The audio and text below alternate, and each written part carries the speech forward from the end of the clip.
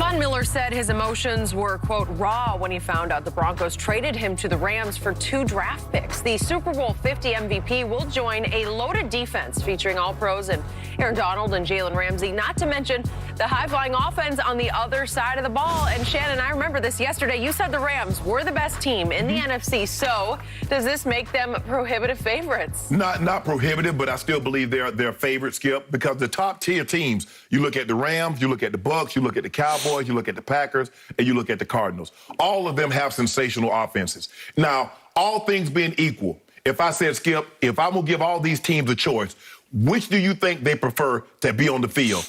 Have their defense on the field with a lead or be down by 3 points with their offense to have the ball? I think they're going to take their offenses. I know the Cowboys say, give me Dak Prescott in this offense.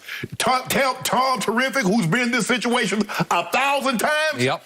And I think this is the case. Now, he's not the Von Miller that won Super Bowl MVP. He's not as twitchy. He's not as bendy. But if he can give you 70%... He's not as durable. Okay. Clearly. He missed last year, and he's already been missed a game this year. Yep. But if he can be 75% of what he was, alongside Aaron Donald, alongside Leonard Floyd on the line, with Jalen Ramsey on the back end, I think they become...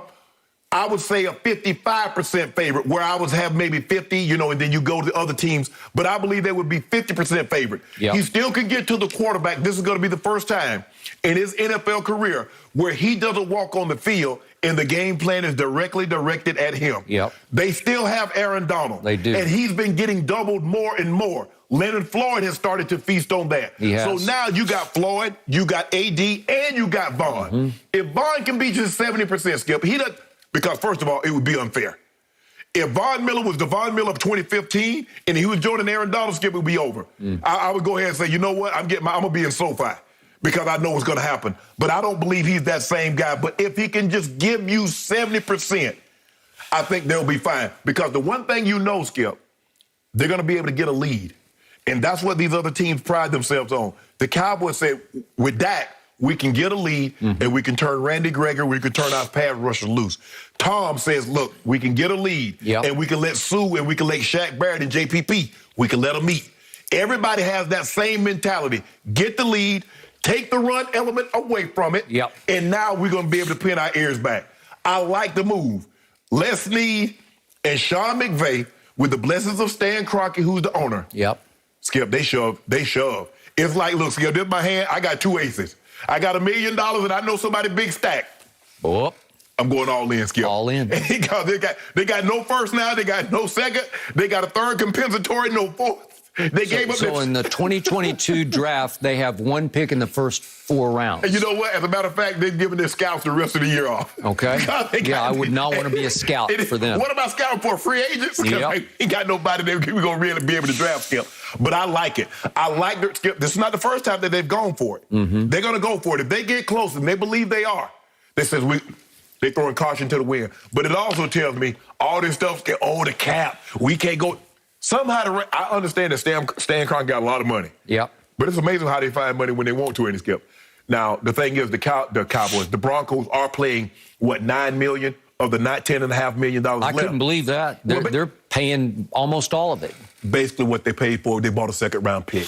Because basically what they got for Von Miller was a third-round pick. They're paying $9 million, so basically you spent $9 million on a second-round pick. That's a pretty good deal, I would say. That's a pretty good deal. And they might be getting some ammo for, there's a guy that's in Texas, Houston, that's still, so... Oh, I thought you were going to say the guy in Green Bay, maybe. Hey, the guy in Green Bay might be available. The guy up in Seattle might be available. Might be. And the guy we know in Houston is available.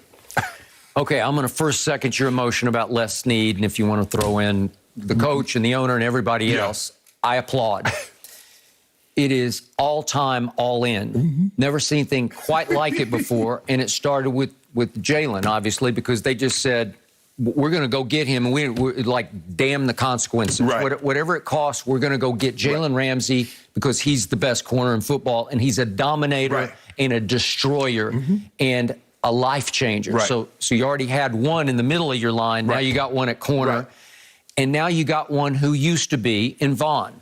So the question I have about Vaughn is, every once in a while, we see one of these late career superstars have a rebirth, a late career rebirth, where they recapture their joy for football, where all of a sudden he's in a new environment, the scenery completely changes, it's a winning environment, and Denver is slowly but surely had become a losing environment. Right. And all of a sudden, you are completely revitalized. You're in L.A., baby, and it's palm trees and it's eucalyptus smell. And all of a sudden, you say, I feel so much fresher. I feel so much younger. You know, I feel hotter. It happened to a guy that used to play for you guys, DeMarcus Ware. Yeah.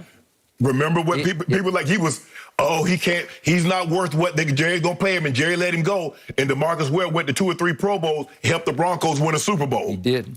Okay. So maybe, and Vaughn he was a big DeMarcus Ware fan. Okay, so I got all that. But I'm going to stand by what I said. I still believe the Bucs are going to win the NFC. Okay. Because I still say they have the best defense because they have the best defensive coordinator in Todd Bowles. He is all-time. I won't say he's the best in football because I'll still give Belichick a slight nod because he is the coordinator of that defense, and he is really good at the defensive side of the ball. And they are starting to percolate in New England on the defensive side. Yes. But what Todd Bowles did, bringing his defense to a boil late last year, it's all these same players, but they don't have Carlton Davis and they don't have Sean Murphy-Bunting. When they get their 2 corners back, I think they will start to take shape and take off again. And they got to get the 2 edge rushers flying again, but they kind of save themselves. They're older players, and they wait until the stretch run, and then here they come. So I'm not going to rule them out as having the best defense in the NFC and ultimately the best team. That might be the case, Skip, but you know it's hard to maintain that level of dominance on the defensive side of the football. Well, after you've won it all. After you won it all. I mean, I got it. We've never seen anything. Only the Chicago Bears, the 85, 86 was better than, if you could believe that, 86 was better than the 85 Bears, but the Bears won the Super Bowl that year, so they get all the credit. Okay, and I'm not ruling my Cowboys out of this because of the one man you mentioned. Randy Gregory right now is slightly more valuable to me than what I've seen of Von Miller. Oh, yeah. Okay? I'm not Listen, arguing that. I told you before the year, Randy Gregory's going to have a breakout Pro Bowl season. Right. And all he has done over the last 5 weeks, 3 times, this is your favorite website, Pro Football Focus, but they pick an all-weekly, all-NFL team. This is the cream of the crop for the week. They grade all the tape and they say, you're the best at your position this week. 3 times in 5 weeks, Randy Gregory has made the first team, all-weekly team, as an edge rusher. Something's going on there. Oh, yeah. Well, he's breaking out, man. He's becoming a force. He's becoming almost unblockable off the edge. Skip, why do you think Jerry Jones waited 2.5 years for this man to get his life together? I got it. When you wait that kind of time, you know what you have. They've seen this guy. They watch these guys in practice, and that's why it's hard for me to be critical of a team when they have information that I don't have. When they like, why don't they just let him go? Because they've seen this man in practice. They've seen him give Tyron Smith fits in practice, who's one of the premier left tackles. You just don't walk away from that. We got nothing but time. We don't have to pay him, Skip. Let's let him get his life in order. So the Cowboys took a 2nd-round flyer on Randy Gregory. Who had issues in college. He had issues in college. They took a 2nd-round flyer on Jalen Smith, who had only injury issues, not the drug issues. And they said, we'll just see. And they got a Pro Bowl year out of Jalen Smith. And then he just sort of hit the wall. And I don't know, I'm going to knock on wood for him that he finds himself in Green Bay. I don't know that it'll happen. But it took a long time for Randy Gregory to figure it out on and off the field. But so I'm going to knock on wood for him. He had to figure it out on the field. He had to get his life together off the field. I'm saying. But it seems like he's got some plan where it's working, where he has a support system. And here he comes. So I'll take him slightly over Von Miller right now. But I hear you because, look, the Rams are already 1st in sacks and #1 in pressure percentage. So they're already pretty great. And if you can get anything out of Vaughn, it's icing on that cake because all of a sudden, and to your point, he's going to get single blocked. It's just every time he's going to get single blocked. It's going to be a new life. Exactly. And Skip, you got to realize Leonard Floyd is there because people in Chicago thought he was a bust. And look what he's done. Look what he's gone to a new place, and boom. for the outside linebacker position. Okay. So maybe you're right. Maybe Vaughn has new life. He had a tumultuous offseason. He does have a new baby now. That seems to have brought him serenity. I hope so. I just hope he can get back to being the Von Miller. I don't know if he'll ever get back to 2015 because he was as good as we had at the edge rush position. Okay. But if he can be 70% of what he was with Aaron Donald and Leonard Floyd, with that, and they don't have to hold up nearly as long. All I know is what he did to Cam Newton in that Super Bowl, that was Lawrence Taylor stuff. Oh, but he started off in the championship game against Tom. Did. Well, he did. he just couldn't block it. Because he almost did the same play to Tom Brady, but Tom held on to the ball. Okay, I got it. All right, now I get to the bottom line of this discussion. I do trust Tom Brady at quarterback, albeit given the pick six that ended the game virtually the other day. Yeah. But I still trust him at quarterback at age 44. I trust Dak Prescott at quarterback whenever he returns to play quarterback for my Cowboys. Okay.